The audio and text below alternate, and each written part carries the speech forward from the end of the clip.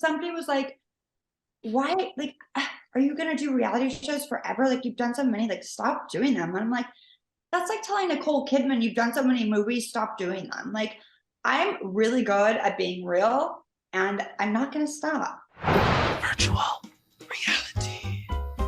Hi, I'm Danny. And I'm Evan. And Christmas came early because the Real Houses of New Jersey trailer dropped for this upcoming season, Evan, and I'm in heaven. I watched it 4 times. Family is everything. I'm the bad guy. Oh my God, same. No, it literally feels like a cinematic masterpiece. There's so many parts.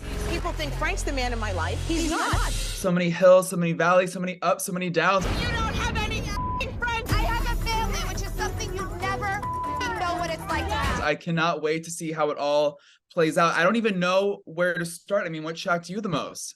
Well, what shocked me the most is kind of the reveal that like our new, like seeing new buddies that we met before in this trailer, because anybody that came to the live show saw some familiar faces that you might not have recognized then, but now we know as Rachel and Jen. Yeah, so now we know that Rachel Fuda is a full-time housewife. Jen Fessler is an official friend of the cast. And from, I feel like when we were hanging out with those girls backstage in the green room, because they came as guests of Marge and Jackie, like they were a good time. They almost like didn't want to leave the green room and like barely made it to their seats, but they just I almost didn't want to leave to hang out with them. Yeah. Yeah, I loved both of them. I can't wait to see what they bring to the season. I love that. I forgot what Jen said in the trailer, but she had like a whole moment, and I loved that for her because not every friend of gets. Oh, when it was like, can I have some alcohol with a side of alcohol? Yes, I was like, yes. That's gonna be a gift.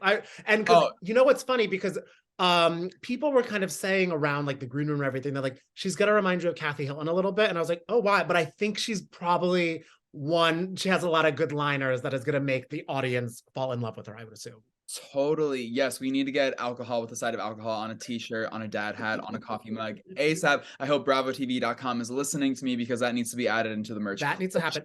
And I think there's a newbie, also another newbie that we saw, Danielle, who might want to get a shirt that says lapdog on it, because I think, and Danielle, I'm just connecting dots here, because Margaret and Jackie kind of referenced to the fact that Teresa has a new lapdog this season. And I'm guessing it's her because she seems the one that's buddy-buddy with her. Danielle. She's very Jersey-licious. I'm over the top and extra. Totally, yeah. It's very clear that Danielle Cabral or Cabral, I still don't know how to say the last name. Danielle C. I'm gonna say because she's like Jersey Italian Cabral. I'm just Cabral, yeah, Danielle Cabral. And she talks with her hands. Yeah, yeah, she can brawl. She can brawl. I love that moment. Wait, who was she talking to? Was it Jackie? Just get your hands out of my face thing. This is how I talk. Oh, okay. I don't love that because we love our Jackie, but it seems like that could be a whole situation. But you know what I am really excited about? That they have this like new blood energized into the show, because I love all the ladies that have been on for the past few seasons, but it's nice to kind of like shift some things around, see how dynamics change and everything. And it's getting me very hyped. Oh my God, 100%. Yeah, I can't wait. Also, the cast photo is so fire. The blue, the purple, everyone looks so good. It's rock star. I love it. And because Jersey has some ignited new blood into it, I do feel like, and I think you agree with me, Beverly Hills could use some new old blood if we have any control of casting. Oh my God. After this interview that you and I did with Brandi Glanville, Danny, please get her back on TV immediately. I know she's going to be on Peacock's The Traitors, which I'm excited about, but I want her to hold that diamond again. She just understands the assignment. My jaw is still on the floor from that interview. It is top tier. So you guys need to check. You guys have probably already seen a little bit of it if you've read any headlines from this week, but the rest of it is just as shocking and just as insane. Okay, well, Brandi Glanville, no one does reality TV like you, and we are so lucky and blessed that you are on another Peacock series so soon after Ultimate Girls Trip Season 2. You're on The Traitors. What excited you most about doing this show? It's kind of insane. That's what excited me, was that it was a little bit insane. It was kind of, I wanted a do-over for Big Brother, because when I did Big Brother, I had never seen the show, and I was like a last-minute replacement. So I really just kind of went in blind, and I feel like I could have done so much better had I like prepared and watched the show. So they said this is going to be like Big Brother on crack meets Fear Factor in a castle in Scotland. So I'm like, yes, let's do this. And Do like you with feel Alan like- coming too, which is pretty awesome. Oh yeah, Alan Cumming. He's an icon. When they said that, I was like, are you joking? You want me on the show and he's hosting? Yes. Do you feel like you redeemed yourself in any way from the mistakes you felt you made during Big Brother? Like, did you come into this experience feeling like, yes, I've conquered? Well, yeah, I had time to prepare. So I read a lot of books about manipulation and how to spot liars. And so I really was like, I'm going into this ready. So yeah, you'll see, I was ready. I also feel those are books that will help you out for any other reality shows you might do. And they probably could have helped you out a few years ago.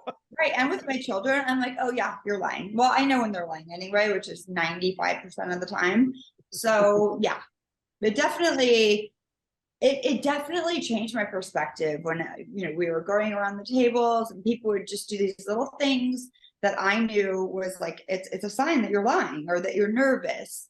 And it was very interesting. I also feel like Housewives probably really prepared you for this show. You're probably really, really able to sniff out a fake. How do you think your time doing Housewives did help your approach? Honestly, Housewives is such a different show. I mean, I think it has turned into a little bit of Big Brother. Like everyone has their final two, you know, like there's couples, there's Erica and Rinna, and then there's Dorit and Kyle and Sutton and Garcelle. So it has, I think, gotten a little bit more game showy. And since I've been on it, when I was on it, honestly, it did not, that wouldn't help me with this show because I was just balls to the wall and I just said what I felt when I wanted to do that. And on this show, that does not help you. You have to be able to keep things under wraps. You have to be able to manipulate and lie. And I was the worst liar on the planet. So I mean, Kyle Richards says that Brandi Glanville does not lie. So I know. Who would your housewife pair, like who would you want to be, like if you were like, okay, all these teams are starting, you said a lot of Beverly Hills, if you could join one, or like who would you want as your duo? I would say Kyle. Like I mean, just the fact that, you know, she has her two sisters, she's had to deal with her entire life, and that's difficult. I mean, I have a brother and a sister, I'm a middle child, so I navigate the same way she does. So she's very smart. She's an actress. Like you need people that can lie straight to your face. Like she could just say, listen, I'm playing a role, you know, and that's the thing with this show. You're supposed to lie. You're supposed to do all these bad things. So you're not going to get in trouble for it. Like on Housewives, we want to, you know, out the liars and, you know, you want everyone to be honest. On this show, the name of the game is deception. yeah. What's scarier, trying not to get murdered in a remote castle in Scotland or surviving the wrath of Dorinda Medley at Bluestone Manor? I mean, I think that Bluestone Manor was a little scarier because that was real. We were not playing a game. It was like, okay, we were all on like level 100 high alert and it was real. Vicky, I want to show you how to use the vibrator. I might have to pee my pants again. It's the Ex-Wives Club. Gotta stop calling people. We just came out of COVID. We're in someone's home. She felt disrespected. She also felt like she was the boss of us because we were in her home and we're like, no, bitch. But I do love Dorinda. We were all like good and made up. You know what I'm putting out into the world, Brandi? And I know you've mentioned that you don't think you're getting your diamond back anytime soon. But I want you back on the show on Real Housewives of Beverly Hills. I feel like Ultimate Girls Trip Season 2 was like everyone's audition to get back on their respective franchises. And everyone has done such a great job. We have Tamra, Vicky, Phaedra might be on Dubai. Dorinda and Jill are probably going to be on Legacy. Like you have to be next, Brandi. Well, listen, there's a lot of good things happening in my life. And I do owe a lot of thanks to Mr. Cohen. I can't say, actually, they don't know what's happening with Beverly Hills yet. So, yeah, I don't know. I mean, obviously I'm open to it. And I think there's a lot of people that are open to it. Yeah, well, I think there are constantly calls on social media for you to come back. It almost feels like it would be necessary to sort of like add a jolt to the show, especially after last season. I feel like we're all so tired of what happened last season. It's like we need that new energy, that new vibe. And Brandi, you could be the one. You could bring the fun back. I know it was so dark. I'm like, oh my God, are they ever gonna have fun and just like get wasted and do dumb things? Or are they gonna fight every single time we're together? So you Yeah. think that like this pause little moment for them to regroup is like a good thing for all the ladies? Yeah, and I also think it keeps them on their toes. Like, you know, some of these women think, oh yeah, I make the show, I'm coming back. That's not how it is. You could be over in a second. Like you know, Andy's allowed to change his mind, and it happens all the time. There's always a shakeup. Look at New York, they're all new. I mean, yeah, so I mean, I think that people are a little sick of watching the same show over and over and over again. So I think there's going to be a shakeup, and we'll see.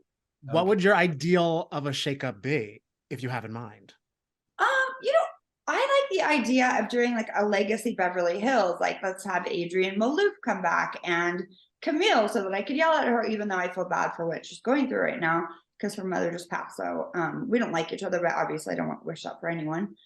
And just like the OGs, like let's do this again. Let's have some fun. Let's, you know, I don't know. I feel like it's gotten to the point where people are doing what they think they're supposed to do, which is fight at a dinner party.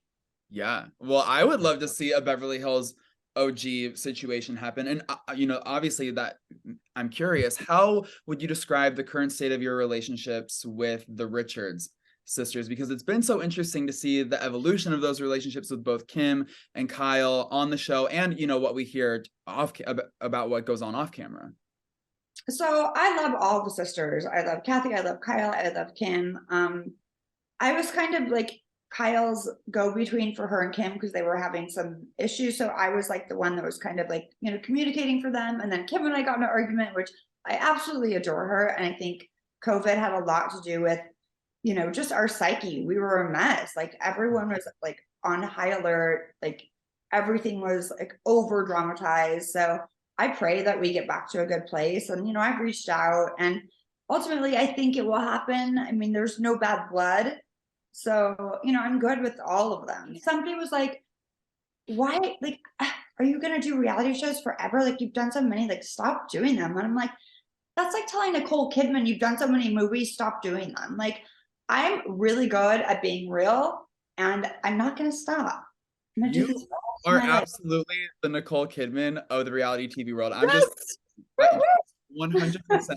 And as the Nicole Kidman of the reality TV world, Brandi, I just recently rewatched the first 3 seasons of Beverly Hills, and I gotta say, I've always been Team Brandi. How do you process the behavior that you experienced during your first few seasons of Beverly Hills Housewives? And like, do you think it would be received differently today?